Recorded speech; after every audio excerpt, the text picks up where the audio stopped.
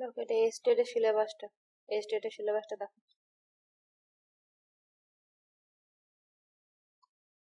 এথিক্সে standard of morality হেডোনিজমটা আগের দিনে কিন্তু হয়ে গেছে, আর এইটাও কিন্তু পুরো কমপ্লিট হয়ে গেছে।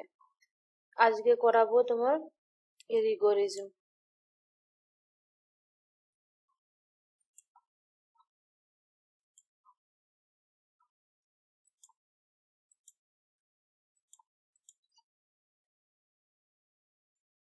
দেখো, asceticism as a standard of morality, মানে র্যাশনালিজম অর অ্যাসকেটিজম, যেটা আমরা কান্টের কৃচ্ছ্রতাবাদ বলি না, বিচারবাদ বা কৃচ্ছ্রতাবাদ কান্টের বলি।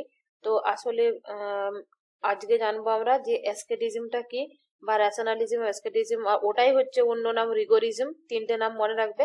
এটা কি আসলে, এদের বক্তব্যটা কি, সেটা আজকে জানবো। আর নেক্সট ক্লাসে কান্টের স্পেশালি রিগোরিজমটা জানবো।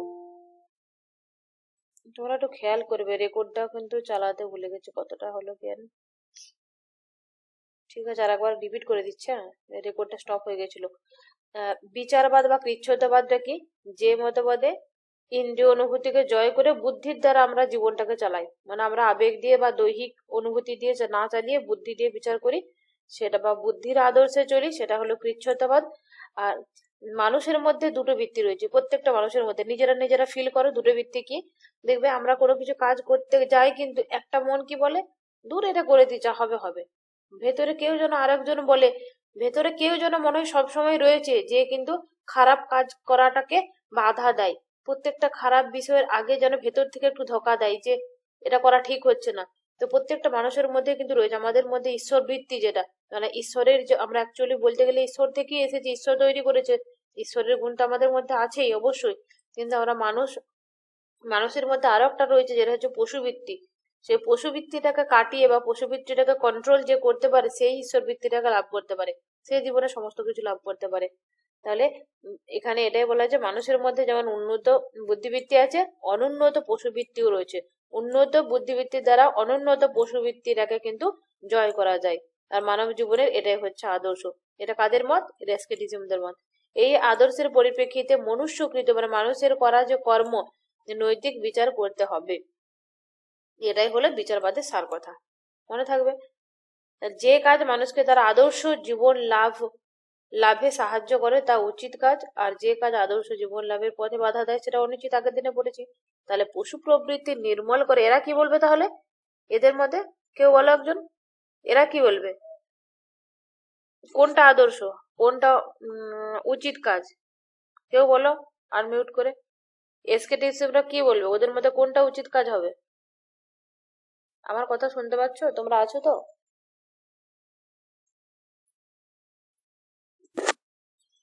আরে আমি বেরিয়ে গেলাম না তো। হ্যালো, শোনা যাচ্ছে আমার কথা?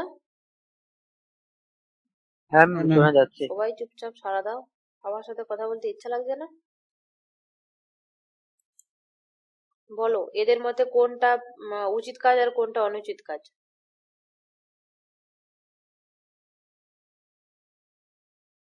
আরে বলো না, যা মনে হচ্ছে বলো। ভুল হলে হবে, কেউ তো মারবে নিয়ে। সকলের কল্যাণ সাধন এটা উচিত কাজ, আর নিজের সুখ চাওয়াটা বেশি করে সেটা হচ্ছে অনুচিত কাজ। এটা তুমি কে বললাম বুঝতে পেরেছি, তোমার কি উল্টো পাল্টা নাম বলছিলাম আগের দিনে সে, কিন্তু তুমি ঠিকভাবে ক্লাসটা শুনছো না, মন দিয়ে শোনো। এদের মতে কি, দুটো বৃত্তি থাকে মানুষের মধ্যে, একটা পশু প্রবৃত্তি থাকে এবং ঐশ্বরিক বৃত্তি, দুটোই থাকে, যেটা উন্নত বৃত্তি। এদের মতে হবে, এদের মতে আদর্শ কাজ কোনটা, কোনটা উচিত কাজ হবে? পশু প্রবৃত্তিটাকে কন্ট্রোল করে বুদ্ধির দ্বারা যখন কোনো কিছু কাজকে বিচার করা হবে, বা আমরা জীবনটাকে যখন চালাবো বুদ্ধি দিয়ে বিচার করে, তখন সেটা তাদের মতে উচিত কাজ হবে। বোঝা গেল? এটা হচ্ছে অ্যাকচুয়ালি আগের দিনে ছিল না, একটা ইগোইজম ছিল, মানে আত্মগত, মানে নিজের সুখের কথা, আর একটা ছিল পরসুখবাদ। ঠিক আছে, পরসুখবাদের মধ্যে আবার অনেক ভাগ ছিল। কিন্তু এখানে এরা যেটা বলবে, ওখানে ছিল না অ্যাক্ট ইউটিলিটারিয়ানিজম, রুল ইউটিলিটারিয়ানিজম। এখানে না অ্যাক্টের সাথে কোনো সং নাই, এই কৃচ্ছ্রতাবাদের সাথে রুলের সম্পর্ক থাকবে। আগের দিনেই বলেছিলাম, আনিসাকে প্রশ্নটা ধরেছিলাম। তো রুলের সম্পর্ক থাকবে, মানে এদের মধ্যে রুলটাকে বেশি গুরুত্ব দেওয়া হবে। কৃচ্ছ্রতাবাদ কিন্তু অ্যাকচুয়ালি কান্টেরও। ঠিক আছে, তো কান্টের যে মত কি, কান্ট কিন্তু রুলটাকে ফলো করতে বলে, duty for duty sake only, মানে তুমি কাজটা করো, ফলের আশা করো না। তাহলে এদের মধ্যে উচিত কাজ কোনটা হবে, যে এই পশু প্রবৃত্তিটাকে তুমি কন্ট্রোল করো, আর বুদ্ধি দিয়ে সমস্ত কিছুকে বিচার করো, এবং বুদ্ধি দিয়ে সেই আদর্শে তোমার জীবনটাকে পালন করো, তাহলেই সেটা উচিত, আর না হলে সেটা অনুচিত। এটা সুখবাদের সঙ্গে এখানেই কিন্তু এদের কৃচ্ছ্রতাবাদের পার্থক্য বোঝা গেল। বিচারবাদ অনুসারে কি, বিচারবাদ মানে কৃচ্ছ্রতাবাদ ওটাই। বিচারবাদ বলছে কি, বলছে মানব জীবনের আদর্শ হলো পশু সুলভ ও দৈহিক সুখকে পরিত্যাগ করে বুদ্ধির নির্দেশ দিয়ে। তাহলে এখানে আবার সুখটাকে অ্যাড করে দিচ্ছে, যে পশু সুলভ যে সুখটা, আমাদের দৈহিক সুখ কিন্তু চাই পশুর মতো করেই। পশুদের যেরকম যা যা রয়েছে কিন্তু মানুষদেরও তাই তাই রয়েছে। মানুষদের মধ্যে এক্সট্রা কি রয়েছে, বুদ্ধি আছে, যেটা দিয়ে বিচার করতে পারে। তাহলে এটাই বলছে যে পশু সুলভ দৈহিক যে বিষয়গুলো আমাদের মধ্যেও আছে, পশুদের মধ্যেও আছে, সেগুলোকে ত্যাগ করো। সেটাকে ত্যাগ করে আমাদের এক্সট্রা কি রয়েছে, আমাদের মধ্যে বুদ্ধি আছে, সেই বুদ্ধিটাকে কাজে লাগাও, এবং বুদ্ধির নির্দেশ অনুসারে তোমার কর্তব্য সাধন করো, তুমি তোমার কর্তব্যটা ঠিকঠাক করে পালন করো। তা সুখের জন্য সুখ, সুখবাদীদের এই নৈতিক আদর্শের পরিবর্তে, তাহলে বিচারবাদীরা কি বললো, সুখবাদীরা কি বলেছিল, সুখের জন্য সুখ, আর এরা কি বলবে, কর্তব্যের জন্য কর্তব্য, আদর্শ মেনে চলবে। তাহলে ethical theory থেকে duty for duty sake has been proclaimed with no less emphasis than pleasure for pleasure's sake as the last word of moral life। এটা যে ethical principle, সেথের বুক, সেথ হচ্ছে একজন নিয়ে, তার বুক হচ্ছে ethical principle বুকে এটা আছে। অধ্যাপক সেথ আবার কি বলছে, দেখো বিচারবাদের দুটো ভাগ বলেছে। একটা হচ্ছে এক্সট্রিম, এক্সট্রিম মানে কি, যেটা চরম, মানে বিরাট লেভেলে চলে যায়, বলে না, তুই কিন্তু এক্সট্রিম লেভেলে চলে গেছিস, তোকে কিন্তু আর সহ্য করছি না। আমার দিদি আমার বোনজিকে বলে, এক্সট্রিম লেভেলে চলে গেছিস, এবার কিন্তু চুপ কর বলে দিচ্ছি, বা পড়াশোনা কর, এবার খেলা বন্ধ কর। তাহলে চরমপন্থী যখন চলে যায়। আর নরমপন্থী কোনটা, মডারেট। তাহলে চরমপন্থী বিচারবাদ অনুসারে কি, ইন্দ্রিয় অনুভূতিকে, দৈহিক কামনা বাসনাকে সম্পূর্ণরূপে বর্জন করবে। যেমন আগের দিনে বলেছিলাম না, জৈন দর্শনে যেমন একটা কঠোর বাদ মতবাদ রয়েছে, একটা নরমপন্থী রয়েছে। তারপর তোমার সাংখ্যদের মধ্যে, না কাদের মধ্যে, বৌদ্ধদের মধ্যেও ছিল। তাহলে এখানেও কিন্তু বিচারবাদেও দুটো চরমপন্থী নরমপন্থী। চরমপন্থীটা কি, তারা একদম সম্পূর্ণ ভাবে শুধু বুদ্ধিটাকেই নির্ভর করবে, আর দৈহিক কোনো কিছুকে মানে ওদের কাছে ভালোই নেই। আর নরমপন্থী বিচারবাদে কি বলছে, আবেগ অনুভূতিকে, দৈহিক কামনা বাসনাকে সংযত রাখো। বলছে ঠিক আছে, আছে আছে, কিন্তু সেটা কন্ট্রোল করো, থাকলেও মানে অতিরিক্ত যেন না হয়ে যায়। ঠিক আছে, আবেগ আছে, আবেগ দিয়ে মানুষ চলে, আবেগ অনুভূতি দৈহিক কামনা গুলো সবগুলোই থাকবে, তবে সেগুলোকে কন্ট্রোল করো, পরিস্থিতি সময় বিচার করো, বিচার করে কাজ করো, বুদ্ধির নির্দেশে তুমি কাজটা করো। এটা হচ্ছে নরমপন্থীদের মত। উভয় মতবাদকে কৃচ্ছ্রতাবাদ, রিগোরিজম প্রতিফলিত। বলছে এই মতবাদ, দুটো মতবাদে রিগোরিজমটা বা কৃচ্ছ্রতাবাদটা প্রতিফলিত কিভাবে, বলছে উভয় মতবাদে জৈব প্রবৃত্তিকে, ইন্দ্রিয় অনুভূতিকে আদর্শ জীবনের পথে বাধা বলেছে। তাহলে কি হলো, এই যে উপরে দুটো বললাম না, একটা হচ্ছে তোমার অ্যাসকেটিজম বিচারবাদ, রেশনালিজম আর অ্যাসকেটিজম না, এই রেশনালিজম আর অ্যাসকেটিজম বলছে এই দুটোকে আবার বলছে একটা নাম, সেটা হচ্ছে কি কৃচ্ছ্রতাবাদ, সেটা কি রিগোরিজম, ইংলিশটা রিগোরিজম, এটা কিন্তু কান্টের রিগোরিজম, মনে রাখবে।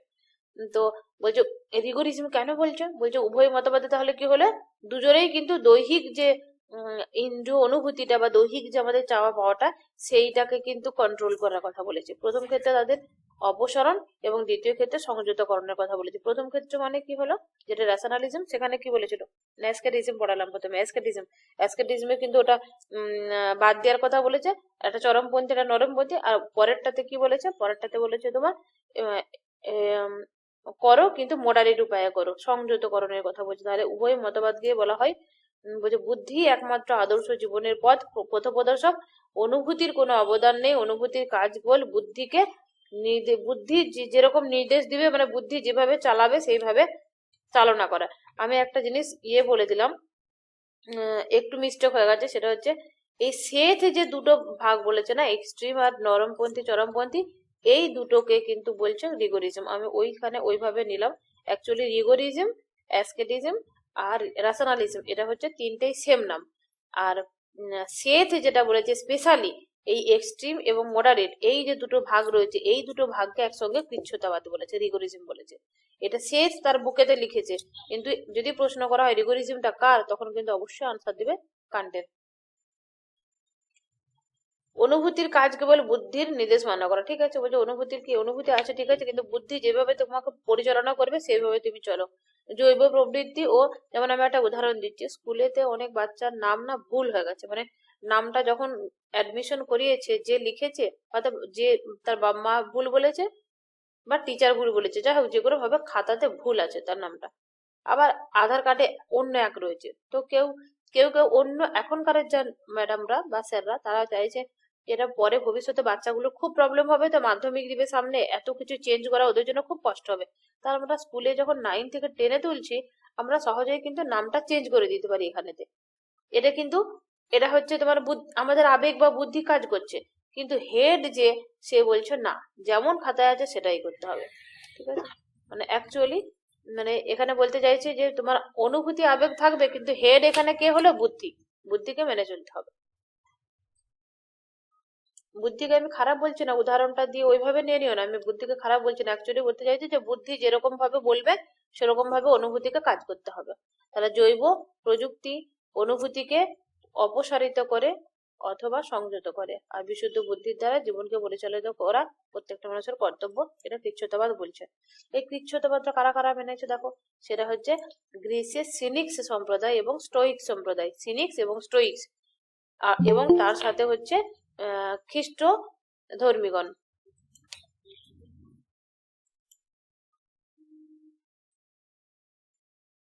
কেউ হাত উঠিয়েছে, কিছু বলতে চাইছো বলো তানু? না ম্যাম, আমি উত্তরটা বলতে যে আমার ওইটা আচ্ছা, প্রেস হয়ে হাতটা উঠে গেছে। গেছে, ঠিক আছে, ওই হাতের ওখানে হাত দিয়ে দিলে ঠিক হয়ে যাবে এটা। আচ্ছা, তাহলে কারা কারা ইয়ে করেছে, সিনিক্স, স্টোইক্স, আর এদিকে খ্রিস্ট ধর্মীগণ, যারা মধ্যযুগের যারা খ্রিস্টান ধর্মী তারা, এবং বর্তমান কালে জার্মান দার্শনিক কান্ট। এগুলো মনে রাখবে। প্রত্যেকটা মতবাদের মূল কি বক্তব্যটা 2-3 লাইনে, ধরো একটা একটা করে ক্লাস করছো, ঠিক আছে, আজকের ক্লাসটা আজকে ভালো মনে থেকে যাবে, কিন্তু দুটো ক্লাস মনে থেকে গেল, কিন্তু 3টে 4টা 5টা 10টা যখন ক্লাস হয়ে যাবে না, তখন প্রথম ক্লাসটা ভুলে যেন না যাও। এরকম করে, মানে আমি দেখবো অনেক সময়, মানে বাস্তব প্রচুর উদাহরণ দিই, যে উদাহরণগুলো শোনার সময় হয়তো মনে হচ্ছে হাসি লাগতে পারে, বা ভালো লাগতে পারে কাউকে, খারাপও লাগতে পারে কাউকে, কিন্তু এরকম করে নিজের মতো করে বাস্তবতার সাথে মিলিয়ে কিছু একটা উদাহরণ বা কিছু একটা সেট করে নাও, তবেই পরীক্ষার সময় মনে থাকবে। অ্যাকচুয়ালি আমরা সবাই কিন্তু এখানে মানে এক ক্যাটাগরি, সবাই প্রফেসর হওয়ার যোগ্যতা রয়েছে এখানে, কিন্তু একটাই পার্থক্য, কে মানে এটা কনসিস্টেন্সি বজায় রাখছে, কে কিভাবে প্রেজেন্ট করছে। একসঙ্গে সব জিনিসটা মাথায় রেখে প্রেজেন্ট করাটাই হচ্ছে এখানে নেট পাস করা। তো অতএব মনে রাখতে হবে আগের দিনে কি কি প্রশ্ন বলেছিলাম, যে আগের দিনে অ্যাক্ট ইউটিলিটারিজম কে কে মেনেছিল, রুল ইউটিলিটারিয়ানিজম কারা কারা মেনেছিল, ইউটিলিটারিয়ানিজম মানে উপযোগবাদ কারা কারা স্বীকার করেছে, হেডোনিজম কার, হেডোনিজম কূটাভাস কে দিয়েছে, হেডোনিজমদের মূল বক্তব্য কি, এগোইজম কি, ইউটিলিটারিয়ানিজম কি, বা ইউনিভার্সালিজম ওটা কি। মানে এই প্রত্যেকটা পিছনে যে পড়াগুলো না, প্রত্যেকদিন ধরো নতুন একটা পড়া পড়তে বসছো, তার আগে পিছনে যে পড়াটা হয়েছে না, ফটাফট রিমাইন্ড করে নেবে আগে, যে এটা এটা ওটা ওটা, কারণ 2 মিনিট লাগবে রিমাইন্ড করতে, 4 মিনিট লাগবে। কিন্তু তুমি যদি ওটা ছেড়ে দাও ওই 2 মিনিটটা বাঁচাবার জন্য, যে ওইটা পড়তে গেলে আমার টাইম নষ্ট হয়ে যাচ্ছে, কিন্তু পরের দিনে তাহলে দেখবে যখন 10টা পড়া হয়ে যাবে পিডিএফ, ও 11টা পড়ার বেলায় তুমি 1 নাম্বারটা ভুলে যাচ্ছ, এটা যেন না হয়। হ্যাঁ ম্যাম, সেজন্য বলছিলাম যে পিডিএফটা দিলে মানে একটু সুবিধা হতো, তাহলে ওইটা একবার আরে রিডিং পিডিএফ তো দিয়ে সব দিলেও দিয়ে মানে। দিয়েছি, যেগুলো যেগুলো পড়িয়েছি পিডিএফ দিয়ে দিয়েছি। কে বলছে এই কথাটা? আমি তনু বলছি ম্যাম। তনু, কদিন ক্লাস জয়েন করেছো? আমি প্রথম, আর কাল করেছি আর আজকে। আগের দিনে ক্লাস করেছো, তাহলে তো হুম। গ্রুপে জয়েন হওয়ার কথা। যারা ক্লাস করবে তাদের আমি দেখে দেখে গ্রুপে জয়েন করবো। আর যদি এরকম হয় যে এক গ্রুপে জয়েন করার জন্য ক্লাসে ঢুকেছো, দিয়ে আবার আর কোনো দেখা নেই, যে ক্লাস করবে না, তাকে গ্রুপ থেকে, নোটের গ্রুপ থেকে বার করতে হবে।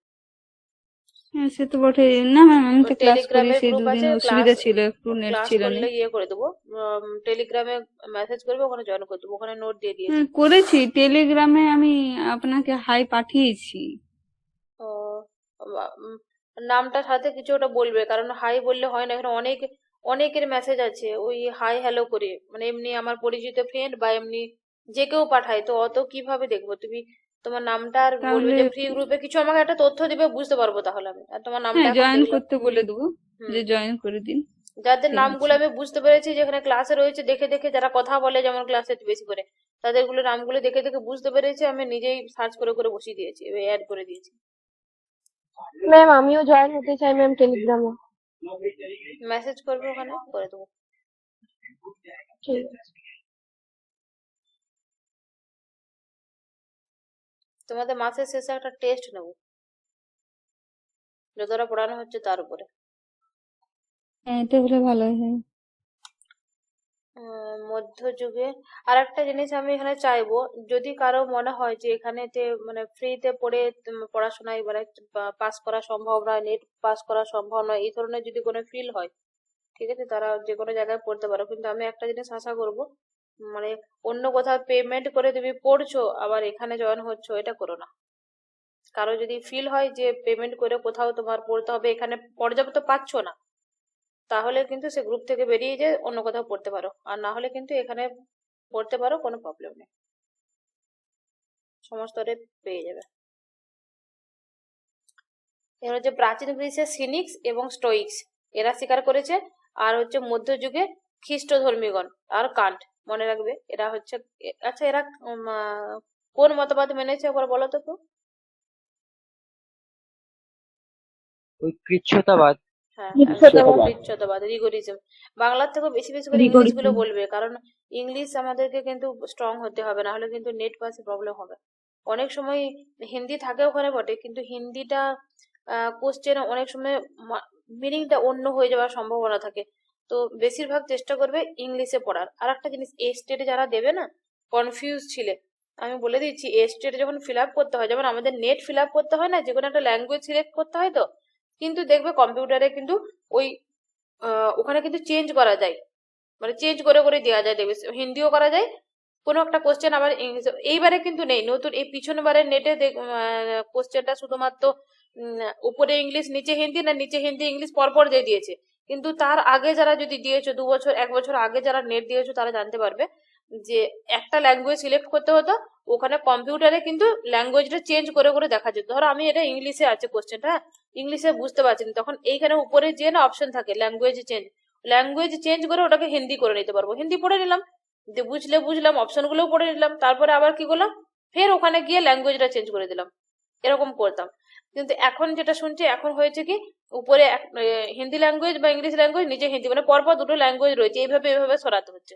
আমার মনে হয় হয়তো কারো কেউ কেউ বলছে যে ওখানে চেঞ্জ করাটা বেশি টাইম যেত, কিন্তু এখানে এখানে এভাবে প্রত্যেকটা কোশ্চেন সরানোও টাইম যাচ্ছে। ওখানে যার যেটা প্রয়োজন, হয়তো হয়তো 100টা কোশ্চেনে কারো 5টা প্রয়োজন হবে চেঞ্জ করা ল্যাঙ্গুয়েজ, কিন্তু এখানে প্রত্যেকটা ঠেলে ঠেলে যেতে টাইমটা অনেকটাই যায়, জানি না যে যার সুবিধা। তবে হ্যাঁ, প্র্যাকটিস করবে, কোশ্চেন প্রচুর প্র্যাকটিস করবে, যে যত কোশ্চেন প্র্যাকটিস করবে তার তত কিন্তু ওখানে স্পিড বাড়বে। দেখবে অনেক হয় কোশ্চেনে তুমি আনসার জানো, কিন্তু তুমি ওখানে তোমার টাইমের জন্য শেষ করতে পারবে না। এটা শুধুমাত্র তোমার বুদ্ধির পরীক্ষা শুধু নয়, তোমার টাইমেরও পরীক্ষা, কিন্তু তুমি ঠিক টাইমে কতটা কাজ করতে পারছো সেটারও পরীক্ষা, একসঙ্গে অনেকগুলো টেস্ট হয়। আচ্ছা, কি যে বলেছিলাম, দেখো যদি প্রত্যেক, ম্যাম এটা হ্যাঁ, ম্যাম এটা নেটের কথা বললেন তো? আর নেটে ওরকম হতো, স্টেটেও ওরকমই হয়েছে, আমি ওরকম দিয়েছি এক্সাম। আমি আমি নিজে ইংলিশ ল্যাঙ্গুয়েজ চুজ করেছিলাম, ওখানে কিন্তু অপশন ছিল ল্যাঙ্গুয়েজ চেঞ্জ করার, আমি ইংলিশেতেই বেশিরভাগ দিয়েছি কোশ্চেন, কিন্তু আমি অনেক 150টা কোশ্চেনে খুব 2 থেকে 3টে কোশ্চেন আমি ল্যাঙ্গুয়েজ চেঞ্জ করেছিলাম হিন্দিতে। তো ওখানে চেঞ্জ করা যায়, তবে সাবধানে করবে। কিন্তু আমার কম্পিউটারটা কিন্তু বন্ধ হয়ে গেছিল পরীক্ষার মাঝেতেই, কি কারণে আমি জানি না, হঠাৎ করে পরীক্ষা দিতে দিতে এরকম ধরো সাদা কালো এরকম থাকে, তো হঠাৎ করে দেখলাম এরকম হলুদ হয়ে গেল পুরো কম্পিউটারটা, একটু পরে হলুদটা আরো গাঢ় হলুদ হয়ে গেল, তারপরে গোলাপি গোলাপি, তারপরে লাল হয়ে গেল, দিয়ে ব্যাস বন্ধ হয়ে গেল ল্যাপটপ। আর আমার প্রায় তখন 120টার মতো কোশ্চেন করা হয়ে গেছে, এরকম চেঞ্জ হতে থাকছে, তখন প্রথমেই চেঞ্জ হচ্ছে, ওদেরকে বললাম, ওরা কিন্তু কান চোখ দিল না ভালো করে, বলছে কিচ্ছু প্রবলেম নেই, কালার চেঞ্জ হচ্ছে তো কি হয়েছে, ওতেই পরীক্ষা দাও। আমি র্যান্ডাম পরীক্ষা দিচ্ছি, পরীক্ষার টাইম অনেকটা রয়েছে, আধা ঘন্টারও হয়ে গেছে, কিন্তু আমার পরীক্ষা প্রায় শেষের মুখে, কারণ কোশ্চেন গুলো যারা নেট দিয়েছে না তাদের জন্য স্টেটটা খুব সহজ, কোশ্চেন তোমরা দেখলে বুঝতে পারবে। তো তাড়াতাড়ি হয়ে গেছে, আর আমরা টিচিং অ্যাপটিটিউডটাও ওখানে কিন্তু খুব তাড়াতাড়ি হয়ে গেছে। তো আর লাস্টে কম্পিউটারটাই বন্ধ হয়ে গেছিল, দিয়ে প্রচুর ভয় খেয়ে গেছিলাম। ওই জন্য বলছি সাবধান থাকবে, যদি কোনো কিছু প্রবলেম হয় কারো কিছু, প্রথমেই কিন্তু ওদেরকে বলবে যে আমাদের এটা প্রবলেম হয়েছে। দিয়ে একজনের কিন্তু আমাদের ওখানেরই একটা মেয়ে কিন্তু সাবমিট করতে পারেনি কম্পিউটারটা বন্ধ হওয়ার কারণে। আমি তো মানে তুরন্ত সঙ্গে সঙ্গে যখনই হয়েছে তখনই ওদেরকে ডেকে এনে বলেছি। আর এমন প্রথমে একদম শুনছিল না বলে একদম মুড দেখিয়ে বলেছি, তা আর ঠিক করবেন না আমি কমপ্লেন করব এরকম করে। কারণ ওই মেয়ে পাশে আর একজন মেয়েও কিছু বলেনি, চুপচাপ বসেছিল, নিজে ট্রাই করেছে, মানে বোকা মেয়ে যা হয় আর কি। ওই মুহূর্তে দিয়ে লাস্টে প্রচুর কাঁদছে, সাবমিট করতে আর পারেনি, কারণ ওই টাইমের মধ্যে সাবমিট না যে না করেছে তার হবে না। ও কম্পিউটারটাই তো বন্ধ হয়ে গেছিল। দিয়ে যাই হোক, তো সচেতন ভাবে পরীক্ষা দিবে কিন্তু।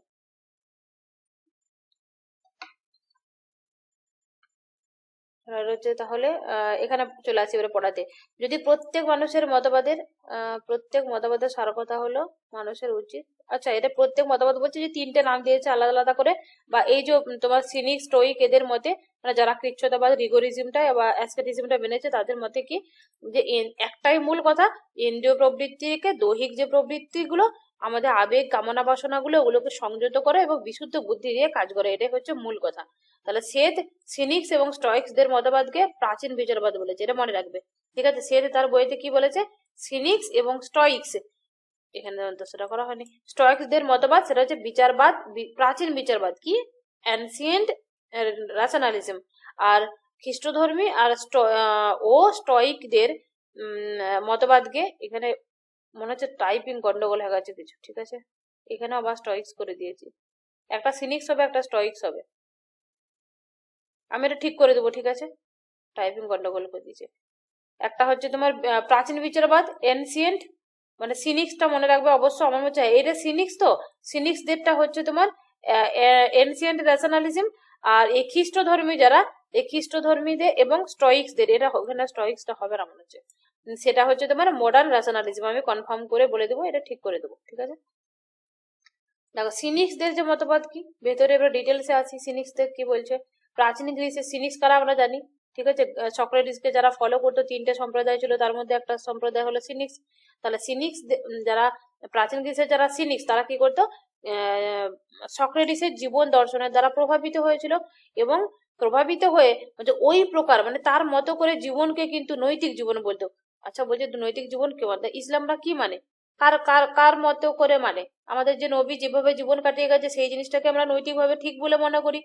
যেরকম হিন্দু ধর্মে রয়েছে, হিন্দু ধর্মে অনেকজন রয়েছে, আমাদের ইসলাম ধর্মে একজন, কিন্তু হিন্দু ধর্মে অনেক রয়েছে, কেউ রামকে মানে, কেউ কৃষ্ণকে মানে, বিভিন্ন জন বিভিন্ন মানুষকে মানে, তাহলে তাদের যে জীবন কাহিনীটা ঠিক সেভাবে করে জীবন পালন করে। তাহলে এখানে বলছে যে এই যে জীবনকেই নৈতিক জীবন বলছে, সক্রেটিসের যেভাবে পালন করতো, সক্রেটিসের যে জীবন কাহিনীটা সেইভাবেই চলাটা হচ্ছে তাদের মধ্যে নৈতিক। এবং সক্রেটিসের চরিত্রের যেসব গুণাবলী সিনিক্সদের বিশেষভাবে প্রভাবিত করেছিল। তারা সক্রেটিসের মধ্যে কোন চরিত্রগুলো তাদেরকে ভালো লেগেছিল, আত্মসংযম, পরিবেশের প্রতি উদাসীন্য। পরিবেশের প্রতি উদাসীন্য মানে কি, দেখো যখন একটা বিবেকানন্দ একটা কথা বলেছিল, যখন তোমার কোনো কিছু করার নাই, বুঝতে পারছো তোমার চারপাশে সমস্ত কিছু মনে হচ্ছে বন্ধ হয়ে গেছে, তোমার হাতে তোমার মানে কোনো কিছু উপায় নেই, অ্যাকচুয়ালি তোমার মনে হতে পারে যে আমার ভাগ্যে কিচ্ছু হচ্ছে না, আমি এত কিছু করার চেষ্টা করছি, সব দিকে আমি বিফলে যাচ্ছি, এরকম যখন ফিল হবে বা এরকম যখন পরিস্থিতি আসবে, প্রত্যেকটা মানুষের জীবনে আসে, আর এই মুহূর্তটা যখন আসবে তখন জানবে জীবনটা তোমার এবারে চাকা ঘুরতে চলেছে, ভালোর দিকে যাবে, সব দিকে খারাপ হওয়ার পরে কিন্তু ভালোর দিকে যায়। তো ওই যে মুহূর্তটা, মানে ওই মুহূর্তটাকে কিন্তু বিবেকানন্দ বলেছিলেন যে তুমি চুপ করে থাকো, কিচ্ছু করার দরকার নাই, তুমি সময়ের উপর ছেড়ে দাও, যেমন চলতে চলতে দাও, উদাসীন হয়ে যাচ্ছে, মানে কিছু ভাবার চিন্তা করার দরকার নাই, ঠিক আছে। আর হচ্ছে আত্মনির্ভরতা, নিজের প্রতি নির্ভরতা, স্বয়ং সম্পূর্ণতা, এই বিশেষ গুণগুলো তাদেরকে ভালো লেগেছিল, কাদেরকে, সিনিক্সদেরকে। তাহলে সিনিক্সদের মতে এই গুণাবলীগুলো হচ্ছে তাহলে কি, নৈতিক জীবনের আদর্শ।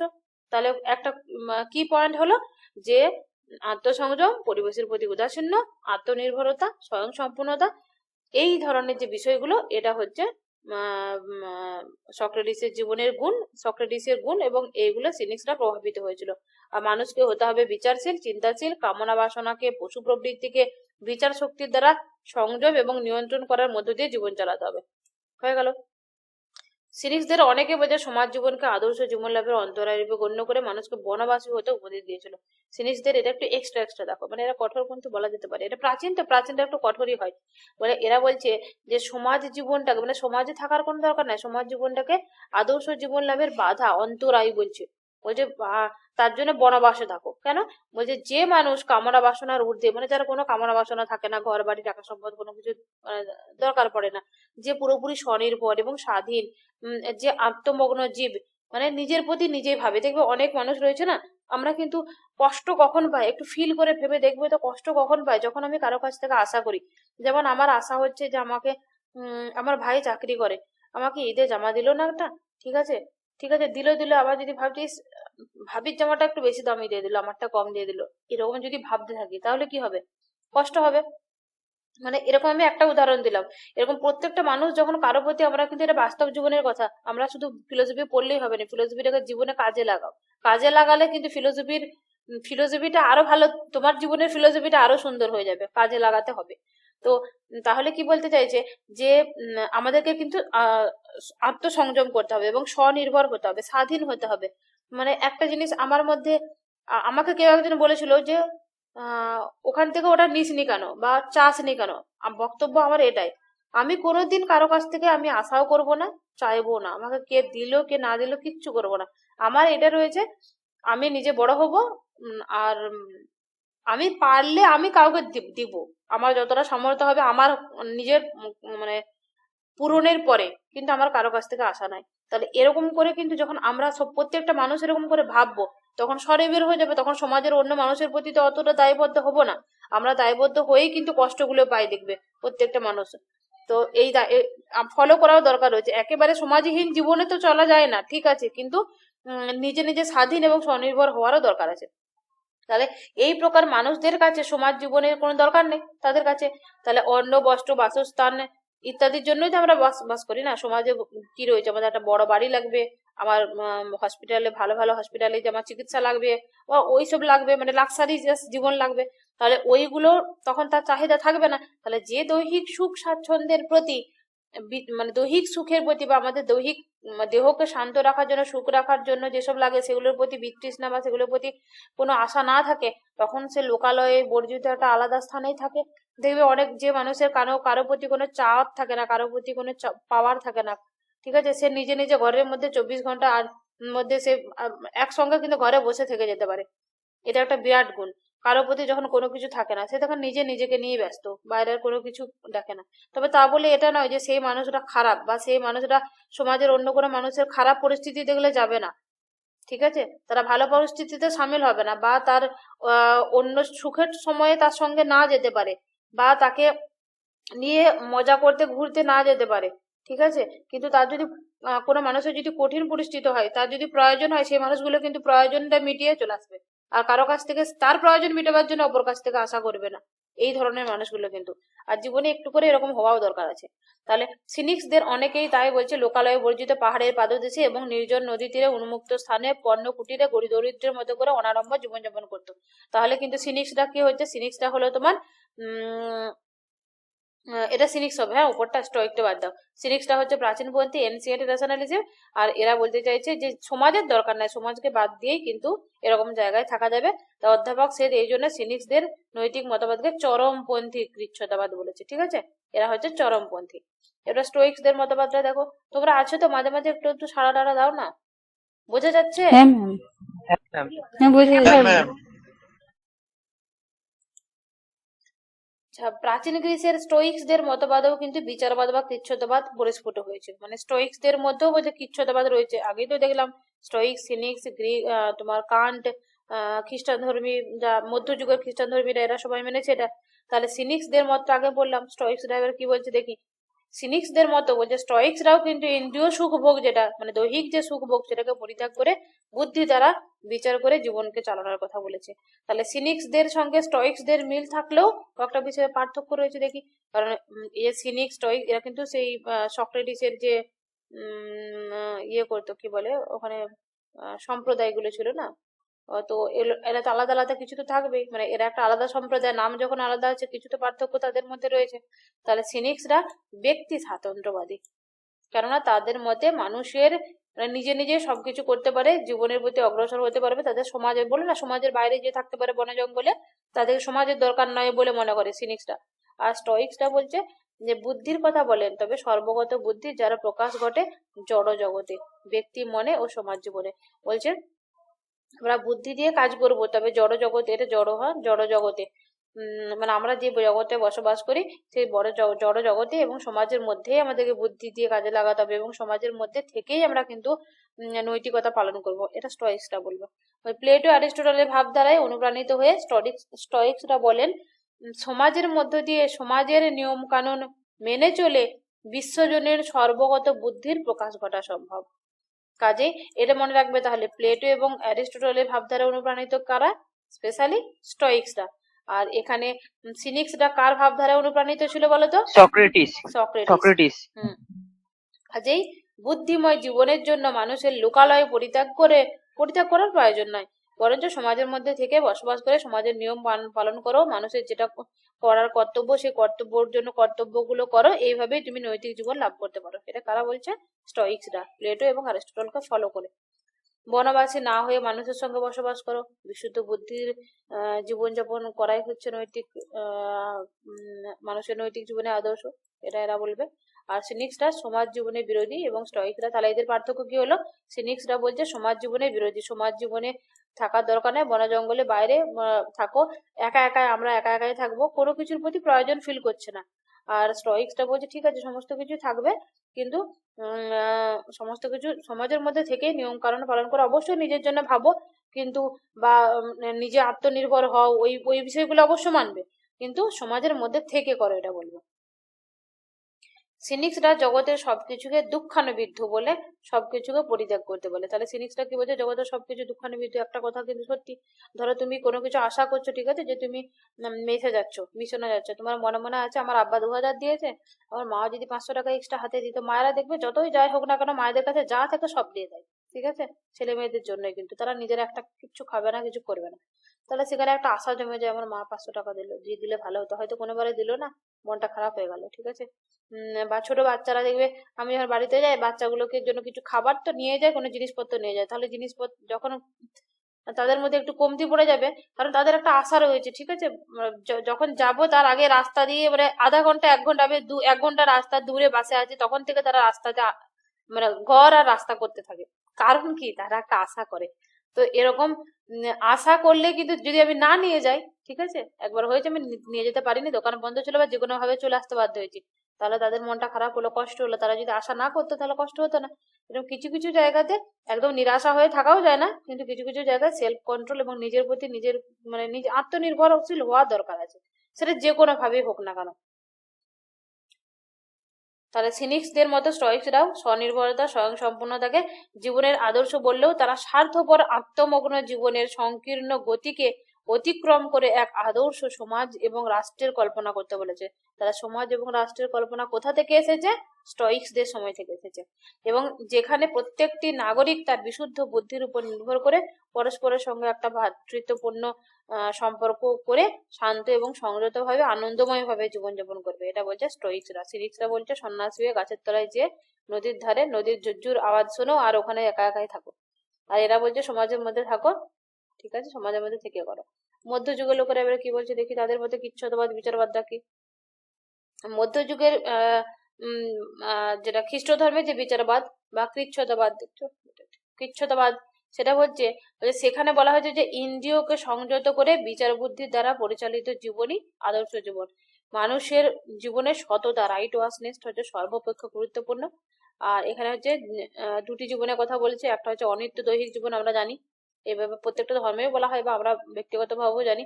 একটা দৈহিক জীবন আছে, আমরা দেহ থাকি, ধরো এখন এত কিছু লাফালাফি ঝাপাঝাপি করছে, এই মুহূর্তে মারা গেলে আমার বডিটাকে আমাকে কিন্তু বডি বানিয়ে দেবে, তখন এখন কেউ দিদি বলছে, কেউ ম্যাডাম বলছে, কেউ ম্যাম বলছে, বা কেউ আমার নাম ধরে ডাকছে, কারো মেয়ে, কারো অনেক কিছু সম্পর্ক, কিন্তু যখন আমি মারা যাব সাথে সাথে কিন্তু আমি বডি হয়ে যাব, তাহলে অনিত্য দৈহিক জীবন একটা থাকছে, সাথে সাথে একটা নিত্য সনাতন আধ্যাত্মিক জীবন। আর আমার আত্মার ভিতরে একটা আর একটা রয়েছে আত্মা, আমরা দুটো নিয়ে আমরা একসঙ্গে মার্চ আছি। তাহলে নিত্য এবং শাশ্বত, শাশ্বতটা নিত্য শাশ্বত কোনটা, ভেতরে আত্মাটা, তাহলে সেটা হচ্ছে আধ্যাত্মিক জীবন।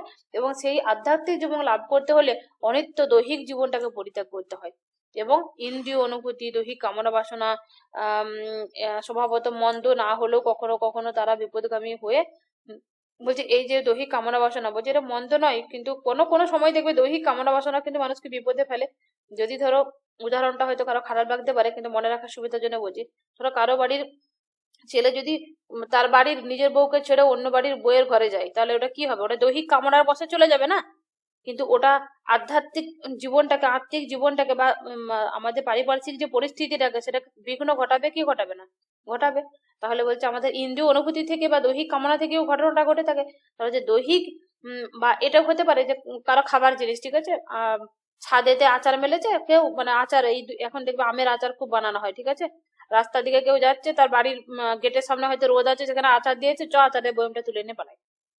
তাহলে এটা এটা কি হচ্ছে, এটা তো ঠিক হচ্ছে না, না, আধ্যাত্মিক জীবনটা তার তো ক্রস করছে। স্পেশালি আমরা কি করি, মানে লোকের বাড়ির আম রাস্তার ধারে গেলে বাইরের দিকে ঝুলছে, দুটো ছিঁড়ে নিয়ে পালিয়ে গেলাম।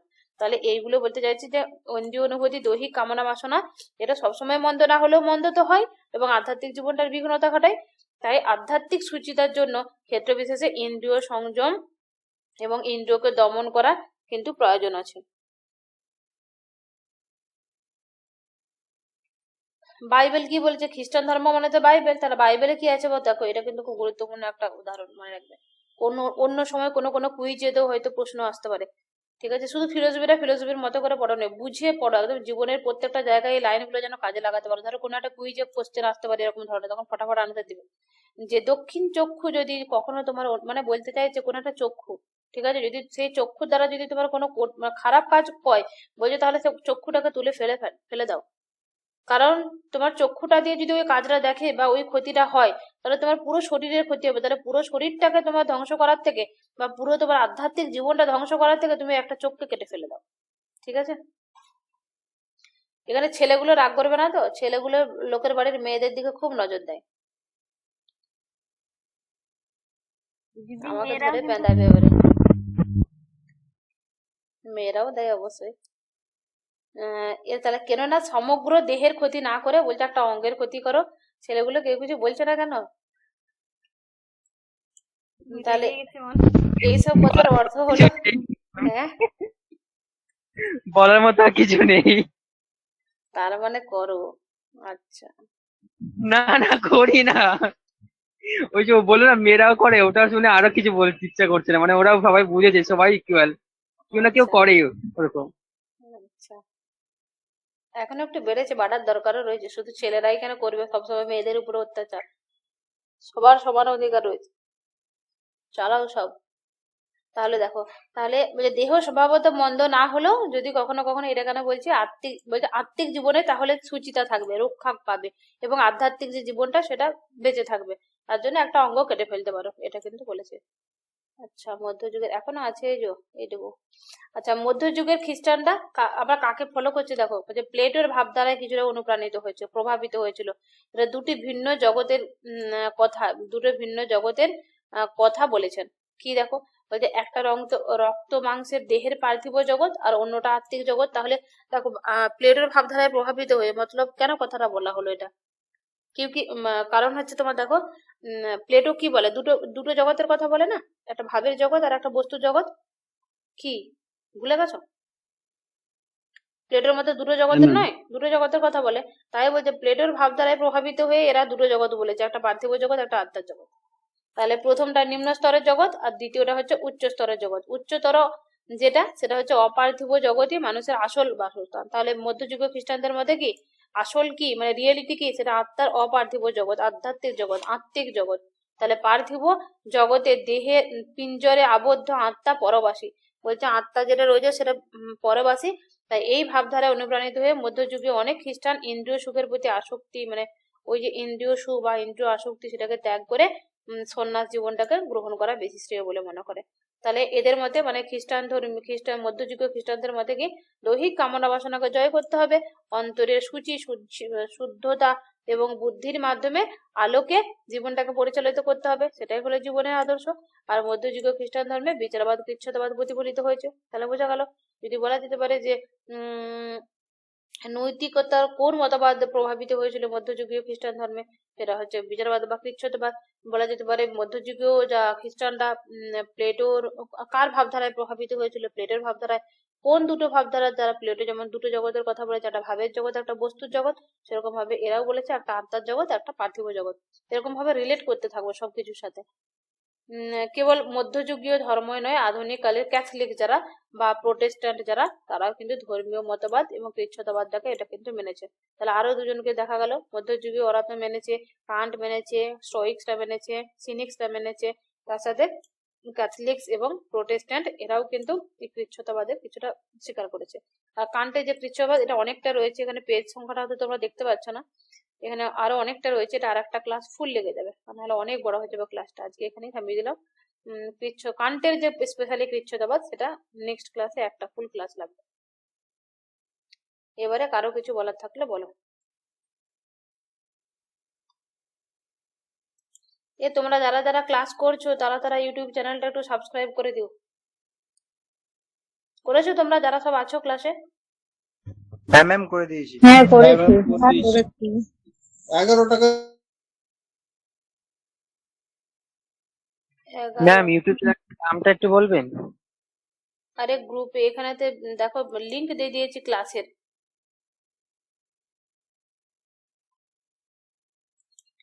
লিংক দিয়ে দিয়েছি, দেখবে ওই লিংকে, ওইটাই ইউটিউব চ্যানেল। কি 11 দিয়ে কিছু একটা বলছিল, কে কি বলছিলে?